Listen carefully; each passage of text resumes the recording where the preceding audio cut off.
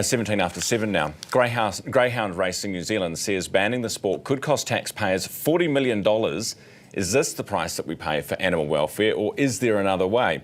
Edward Rinnell is with us this morning, Greyhound Racing CEO in Christchurch. Edward, good morning.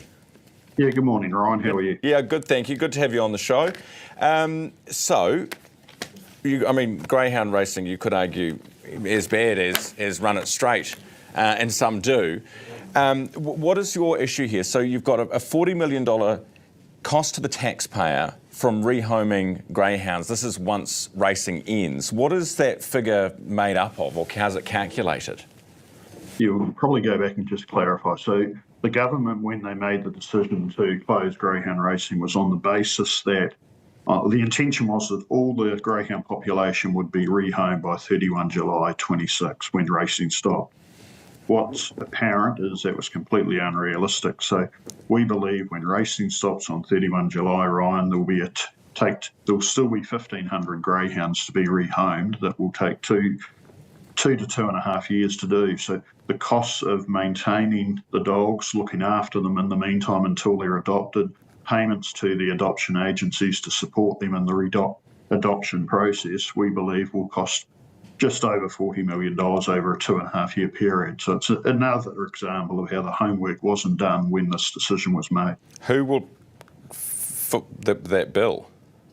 Well, I think that's what the government needs to clarify. You know, they may look at the taxpayer, they may look at the TAB, they may look at trying to target our reserves, which is another issue, but clearly this was not anticipated when the decision was made. It's another example where the Minister was given misleading information to make this decision on.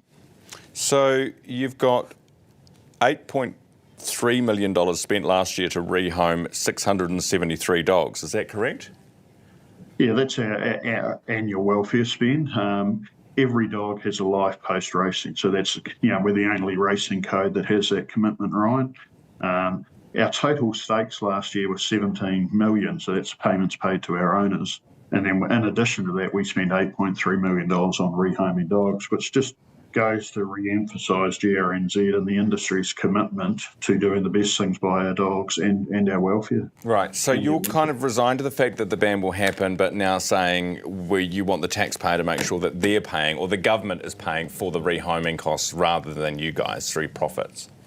Well, no, we're challenging the ban. We think it's illogical. It's about, if you're going to make a decision such as this to take $159 million out of the economy and 1,000 jobs out of the regions, you need to make the decision properly. And on any criteria, we believe that greyhound racing is leading the way in terms of the racing industry in New Zealand from a welfare perspective. So clearly we are looking to challenge the ban judicially, because we believe if you're going to shut greyhound racing, there'll be no grounds for any animal-based activity. But if greyhound racing was to close, the dogs do need to be rehomed, and there's a cost there that needs to be sorted out by the government. Appreciate your time this morning, Edward Rinnell, who's the Greyhound Racing CEO. It is 7:20.